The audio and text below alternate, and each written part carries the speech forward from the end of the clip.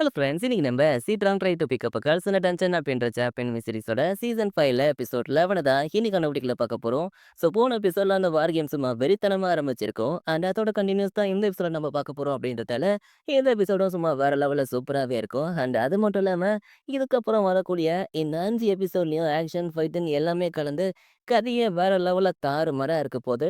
So அதெல்லாத்தையும் நான் என்னால முடிஞ்ச அளவுக்கு தெளிவா எக்ஸ்பிளைன் பண்ண ட்ரை பண்றேன். அதனால நீங்களும் வீடியோவை பார்த்து என்ஜாய் பண்ண ரெடியா இருங்க. ஆனா அதுக்கு முன்னாடி இந்த எபிசோட நீங்க ஃபுல்லா பார்த்து முடிச்சுட்டு, உங்களுக்கு இந்த எபிசோட் புடிச்சிருந்தா மட்டும், அது எப்படி இருக்கு அப்படின்னு சொல்லி இந்த வீடியோட கமெண்ட் செக்ஷன்ல ஜஸ்ட் ஒரு கமெண்ட் பண்ணிட்டு, அண்ட் அப்படியே இன்னமும் நம்ம சேனலை ஃபாலோ பண்ணாம இருந்தீங்கன்னா, கையோட நம்ம சேனலையும் சப்ஸ்கிரைப் பண்ணி ஃபாலோ பண்ணி வச்சுக்கோங்க. அண்ட் இன்னமும் நம்ம வீடியோக்கு லைக் பண்ணாம இருந்தீங்கன்னா, மறக்காம ஒரு லைக்க போட்டுருங்க. சரி, ஓகே, இப்போ வாங்க நம்ம பேசி டைம் வேஸ்ட் பண்ணாம ஸ்ட்ரைட்டா இன்னைக்கான வீடியோக்குள்ள போயிடலாம்.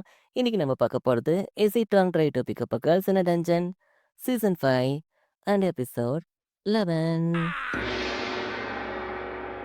இப்ப அங்க நடந்துட்டு இருக்கிற அந்த வார் கேம சிட்டியோட எல்லா இடத்துலயும் லைவ் டெலிகாஸ்ட் பண்ணிக்கிட்டு இருக்காங்க. அதுக்கு அந்த பொல பொல கமெண்ட்ரி லைவ் கமெண்ட்ரி குடுத்துட்டு இருக்கான்.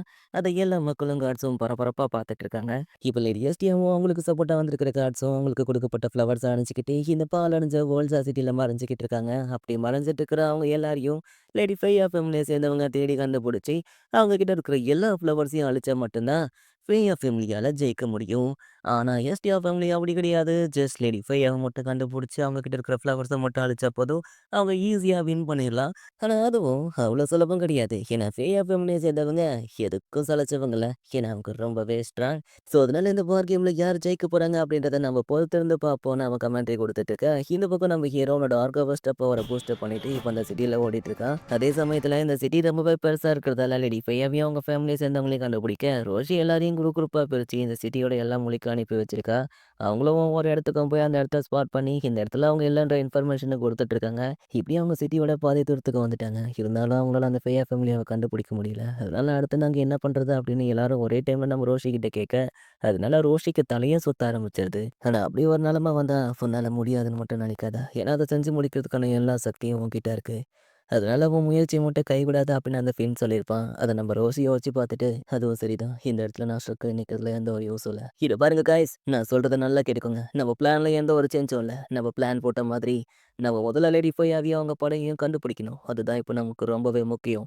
அதனால யாரும் நிக்காதீங்க. முன்னேறி போய்க்கிட்டே இருக்கு அப்படின்னு நம்ம ரோஷி சொல்ல, அவங்களும் முன்னேறி போக ஆரம்பிக்கிறாங்க. எங்களோட 70% படைய லேடி ஃபேயாவையும் அவங்க ஃபேமிலியை கண்டுபிடிக்கிறதுக்காக அனுப்பி வச்சிருக்கேன். ஏன்னா எங்களால் அவங்கள அஃபென்ஸ் பண்ணியோ டிஃபென்ஸ் பண்ணியோ ஜெயிக்க முடியாது. அதனால இப்போ எங்கள் டார்கெட் அவங்க காடஸ். ஆனால் அதுக்கு முதல்ல அந்த காடஸ் இருக்கிற இடத்தையும் அவங்க படை இருக்கிற இடத்தையும் நாங்கள் கண்டுபிடிக்கணும். ஏன்னா அவங்க எத்தனை பேர் இருக்காங்க, என்ன பண்ண போறாங்கன்றதை நாங்கள் தெரிஞ்சுக்கிட்டா தான் எங்களால் எங்கள் பிளானை எக்ஸிக்யூட் பண்ண முடியும் அப்படின்னு ரோஷி யோசிச்சுட்டு இருக்கா. ஸோ அதே மாதிரி அவங்க போகிற எல்லா இடத்தையும் வச்சுக்கு ஸோ இன்னொரு பக்கம் மேப்பில் மார்க் பண்ணிக்கிட்டு இருக்கா. இப்படியே அவங்க முக்கால்வாசி இடத்தையும் கவர் பண்ணிட்டாங்க. ஆனாலும் இப்போ வரைக்கும் அந்த ஃபையா ஃபேமிலி சேர்ந்தவங்களை கண்டுபிடிக்க முடியல அப்படின்னு நம்ம ரோஷி கவலையாகவே இருக்கா. அப்போ அந்த லூவிஸ் இப்போ நாங்கள் எனிமி டெரிட்டரிக்கு வந்துட்டோம். இப்போ நாங்கள் உள்ளே போக போகிறோம் அப்படின்னு இன்ஃபார்ம் பண்ணுறான். பார்த்து ஜாக்கிரதையா போங்க அப்படின்னு நம்ம ரோஷி சொல்லிட்டு மற்றவங்களாம் எங்கே இருக்காங்க அப்படின்னு மேப்பில் பார்த்துட்டு இருக்கா. அப்போ அந்த லூவிஸ் உள்ள போன கொஞ்ச நேரத்திலே நாங்கள் எதிரிகளை பார்த்துட்டோம் அப்படின்னு கத்துறான். இது பார்த்துட்டீங்களா, எங்கே இருக்காங்க அப்படின்னு கேட்க, அவங்க வெஸ்டர்ன் சைடில் இருக்கிற ஒரு ஐலாண்டில் இருக்காங்க.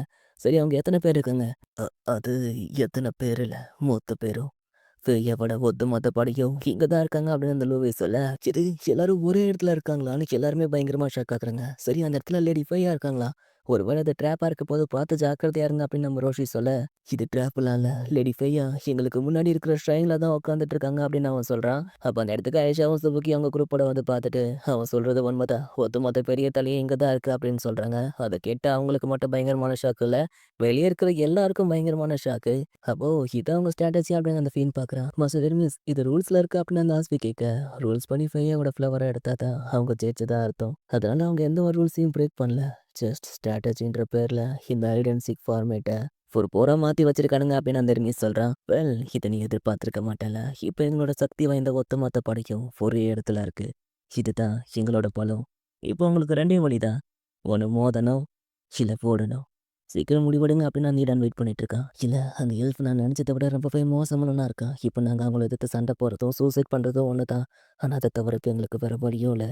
இப்போ எங்களால் அந்த ஃபேயா ஃபேமிலியை பண்ணி இருக்கிற எடுத்து ஜெயிக்க முடியுமா?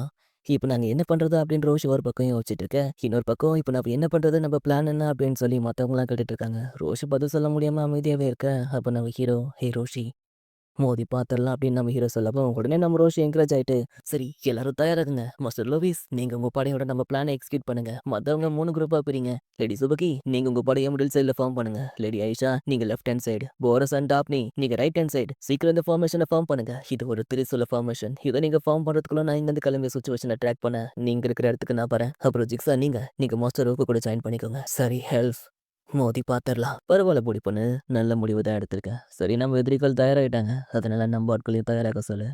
இங்க டிஃபென்ஸ் எல்லாம் கிடையாது, ஒன்லி அஃபென்ஸ். இறங்கி அடிக்கணும், புரிஞ்சுதா? புரிஞ்சுது சார். ஹே வைஸ்டர்ஸ், இந்த இடம் ஏன் இவ்வளோ அமைதியா இருக்கு? இன்னும் சண்டை ஆரம்பிச்சிருக்காது. எதிரிகளை பார்த்துருப்பாங்க, அவங்கள தாக்கிறதுக்கு தயாராகிட்டு இருக்காங்கன்னு நினைக்கிறேன். இதுக்கு பேர் தான் புயலுக்கு முன்னாடி வர அமைதின்னு சொல்லுவாங்க. ஓ சரி, நம்மளால எதுவும் செய்ய முடியாதா?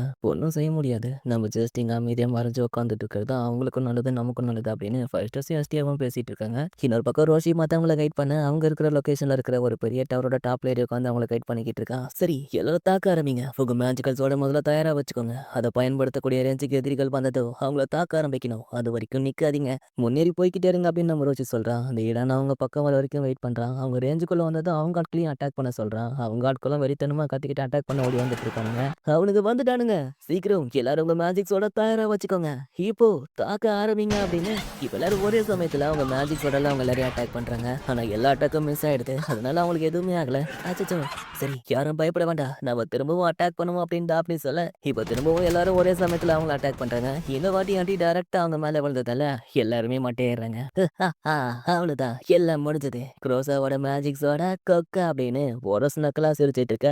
அப்ப அந்த ஸ்மோக்குள்ள இருந்து என்னோட பேர் கோல்ட் அப்படின்னு ஒரு வாய்ஸ் கேக்குது. யாராவது அப்படின்னு எல்லாருமே ஷாக்கிங்கா பாத்துட்டு இருக்க. ஸ்மோக்கெல்லாம் விலகினதுக்கு அப்புறம் பார்த்தா அப்ப அந்த ஹீலர் பொண்ணு. அப்ப அவ உடனே ஒரு ரெசரக்ஷன் ஸ்பெல்ல போட்டு மயங்கி கடந்த பூரா போய் எழுப்பி போட்டுறா. இழந்தவனுங்க திரும்ப வைத்தனமா கத்திக்கிட்டு அட்டாக் பண்ண ஆரம்பிச்சிடுறானுங்க. அதனால நம்ம ஆளுங்களும் அவனுங்களை திரும்பவும் அட்டாக் பண்றானுங்க. ஆனா அதெல்லாம் பத்தாது அப்படின்னு நம்ம ரோசி நம்ம ரம்யாவை லெவலப் பவரை யூஸ் பண்ண சொல்றா. நம்ம ரம்யாவை லெவலப் பவரை யூஸ் பண்றா. அந்த பவரை கெயின் பண்ண நம்ம ஆளுங்களும் வெறித்தனமா ஃபைட் பண்றானுங்க. ஆனா எவ்வளவுதான் அவனுங்களை அடிச்சாலும் திரும்ப திரும்ப இழந்து வந்துகிட்டே தான் இருக்கானுங்க. அதுக்கு காரணம் அந்த ஹீலர் பொண்ணு போட்ட மேஜிக் ஸ்பெல் தான். இது வேலைக்காகாது. மிஸ்டர் மோடு, உங்க வேலையை காட்டுங்க அப்படின்னு நம்ம ரோஷி சொல்ல, அப்போ மறைஞ்சு கிடந்த மோடு அவங்க ஆளுங்களோட டக்குன்னு வெளியே வந்து மேஜிக் சொல்லலாம் அந்த ஹீலர் பொண்ணை சரமாரியா தாக்குறான். ஆனா மோடு மட்டும் விடாம தாக்கிட்டே இருக்கான். எப்ப போதும் பாவ செத்துற போறா. ஏன்னா நாங்க என்ன வேணா பண்ணோம், சண்டைனா இப்படிதான் இருக்கும். இது பாருங்க, பெல் ஜெயிக்கிறதுக்கு என்ன பண்ணுமோ அதை தான் நான் பண்ணிருக்கேன். அதனால வாய முடிட்டு இருங்க அப்படின்னு அந்த மோடு பேசிட்டு இருக்கும்போது, இது உண்மையில சர்ப்ரைஸான அட்டாக் தான்.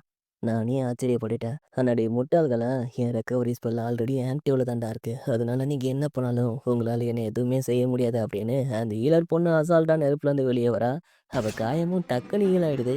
என்ன இவ்வளோ சீக்கிரமா ஹீல் ஆயிடுச்சு அப்படின்னு அவனுங்களாம் ஆச்சரியமா பார்த்துட்டு இருக்கேன். ஆனா இதுக்கெல்லாம் நான் பயப்பட மாட்டேன் அப்படின்னு அந்த மோடு செம காண்டு அவளை அட்டாக் பண்ண போக, அவ சிங்கம் பிடிச்சவனே அப்படின்னு ஒரு அடியில மூட அடிச்சு படுக்க வச்சிடறா. உங்களை பார்த்தாலே எனக்கு எரிச்சலா இருக்கு. உங்களுக்கு எவ்வளவு தைரியம் தான் எங்க காடத்தையே தோக்கடிக்கணும்னு நினைச்சிருப்பீங்க.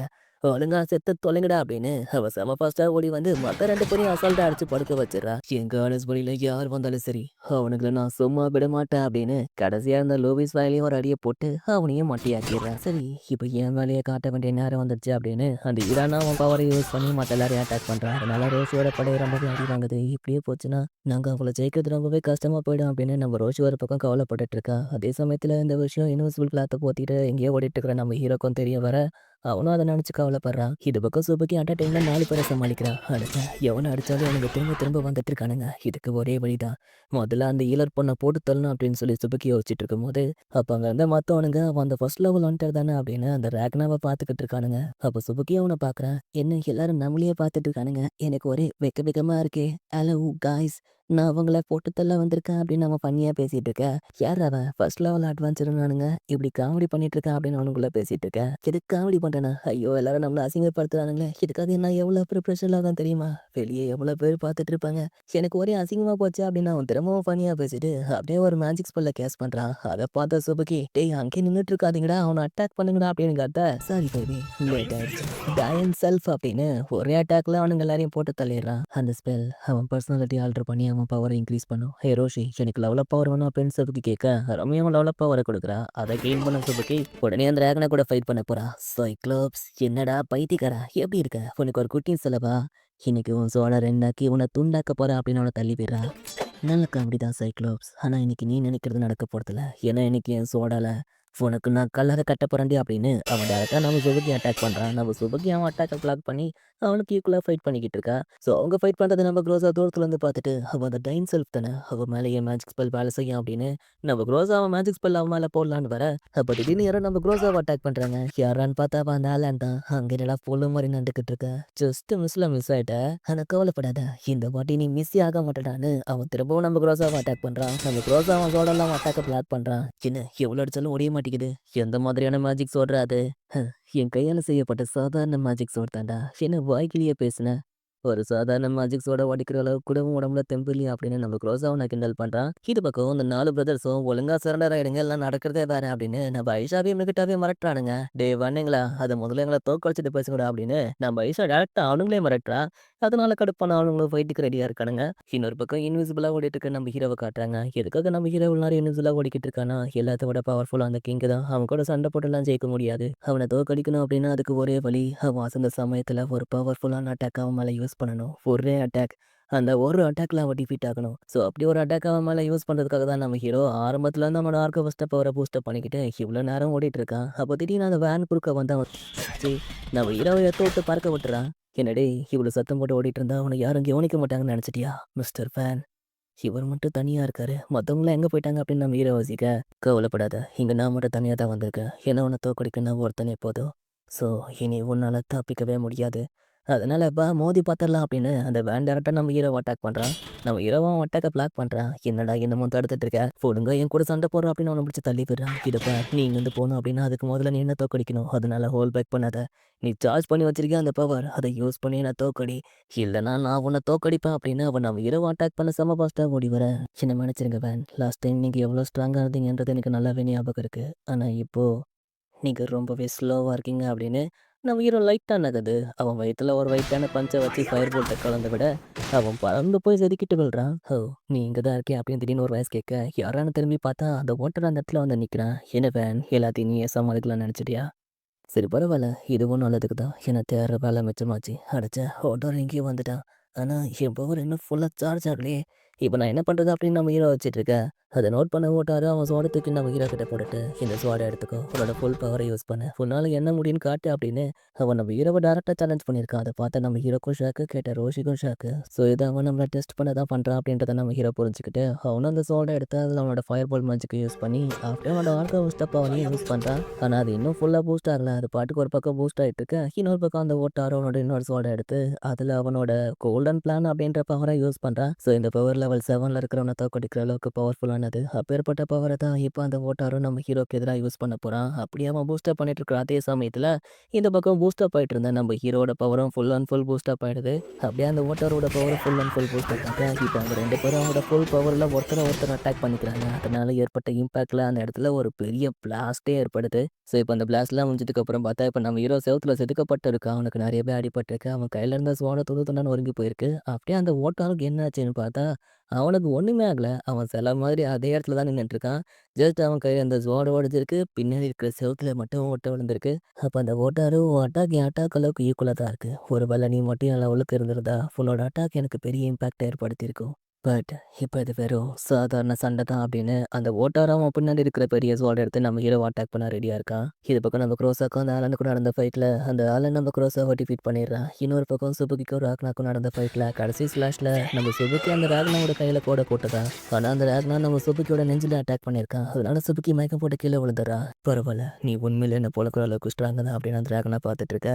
சுபுக்கி அவன் டிஃபீட் பண்ணதை டாப்னி, கசாண்ட்ரா, போரஸ்ன்னு அவங்க 3 பேரும் பார்த்து பயங்கரமா ஷாக் ஆகுறாங்க. அப்போ அவங்களும் அந்த ராக்னா பார்த்துட்டு விளையாட புது பொம்மை வந்திருக்கு அப்படின்னு அவங்கள அட்டாக் பண்ண போறான். அச்சச்சோ, அவன் இந்த பக்கம் தான் வரான் அப்படின்னு போரஸ் பயப்படுறான். இன்னொரு பக்கம் நம்ம ஐஷாவும் மெகட்டாவும் அந்த 4 பேருக்கும் நல்லாவே டஃப் கொடுத்து ஃபைட் பண்ணிக்கிட்டு இருக்காங்க. அதே சமயத்தில் நாசாவும் மேஜிக்ஸோட அம்பா பயன்படுத்தி மேலேருந்து அவங்கள அட்டாக் பண்ணி அவங்களுக்கு ஹெல்ப் பண்ணிக்கிட்டு இருக்கா. ஆனால் இப்போ நாசா கிட்ட 3 சோடு தான் இருக்கு. ஸோ அந்த சோடில் முடியறதுக்குள்ள அவங்கள டிஃபீட் பண்ணும் அப்படின்னு மெகட்டா யோசிச்சுட்டு இருக்கும்போது அப்போ திடீர்னு நம்ம ரோஷி மாஸ்டர் பெல்லன்னு கத்தா. பார்த்தா அந்த ஓட்டாரும் நம்ம ஹீரோவை பொழந்து எடுத்துட்டு இருக்கா. அது எல்லா இடத்துலயும் லைவ் டெலிகாஸ்ட் ஆயிட்டு இருக்கு. அதை பார்த்து ஹேமா ரொம்பவே வருத்தப்படுறா. அதை பார்த்து ஐஸும் வருத்தப்படுறா. ஓட்டாரோ அவனை ரொம்ப காயப்படுத்திடாதா அப்படின்னு என் மேலேருந்து பார்த்துட்டு சொல்கிறா.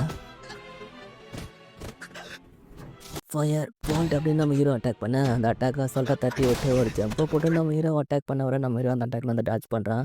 ஆனா அவன் கால புடிச்சு துணிய துவைக்கிற மாரி தலையில ஒரு தட்டி, அப்படியே அவன் வயித்துல ஒரே மிதி. "என்னபெல் இவ்வளவுதான் உன்னால முடியுமா?" அப்படின்னு அவன் நம்ம ஹீரோவ தூக்குறான். "போதும் நிறுத்து" அப்படின்னு நம்ம ஹீரோ சொல்ல, அவன் நம்ம ஹீரோவ தூக்கி போட்டுறான். தூக்கி போட்டதுல நம்ம ஹீரோக்கு மண்டையில அடிபட்டு மண்டை ஃபுல்லா ரத்தமா வந்துட்டு இருக்கு. அத பார்த்த ஏம்மா போதும் நிறுத்துங்க அப்படின்னு கத்துறான். "ஆஸ்வி எங்க போற? நீங்க வேணா அத ரசிச்சு பார்த்துட்டு இருக்கலாம். ஆனா என்னால இதுக்கு மேல இத பார்த்துட்டு இருக்க முடியாது" அப்படின்னு அத பார்த்துட்டு இருந்த ஆஸ்வி அங்கருந்து கிளம்பி போயிடுறா. ஸோ இப்ப நம்ம ஹீரோ அடி வாங்கி மயங்கி கிடக்குறான். கிட்டத்தட்ட இப்ப அவங்க தோக்குற நிலைமைக்கு போயிட்டாங்க. ஸோ இந்த மொமெண்ட்ல இந்த எபிசோட் இதோட முடியுது. சரி ஓகே கைஸ், இந்த எபிசோட் உங்களுக்கு பிடிச்சிருக்கும்னு நினைக்கிறேன். ஸோ இந்த எபிசோட் உங்களுக்கு பிடிச்சிருந்தா அது எப்படி இருக்கு அப்படின்னு சொல்லி இந்த வீடியோட கமெண்ட்ஸ்ல ஜஸ்ட் ஒரு கமெண்ட் பண்ணிட்டு, அண்ட் அப்படியே இன்னும் நம்ம சேனலை ஃபாலோ பண்ணாம இருந்தீங்கன்னா நம்ம சேனலையும் சப்ஸ்கிரைப் பண்ணி ஃபாலோ பண்ணி வச்சுக்கோங்க. அண்ட் இன்னமும் ஒரு லைக் பண்ணாம வந்தீங்கன்னா லைக் பண்ணிடுங்க. இதுக்கப்புறம் வரக்கூடிய எபிசோட் இன்னும் வேற லெவல்ல தரமா இருக்க போகுது. அதனால அடுத்த எபிசோடுக்காக வெயிட் பண்ணுங்க. நான் உங்கள மறுபடியும் அடுத்த எபிசோட்ல பார்க்குறேன். அது வரைக்கும் டேக் கேர். பாய் பாய்.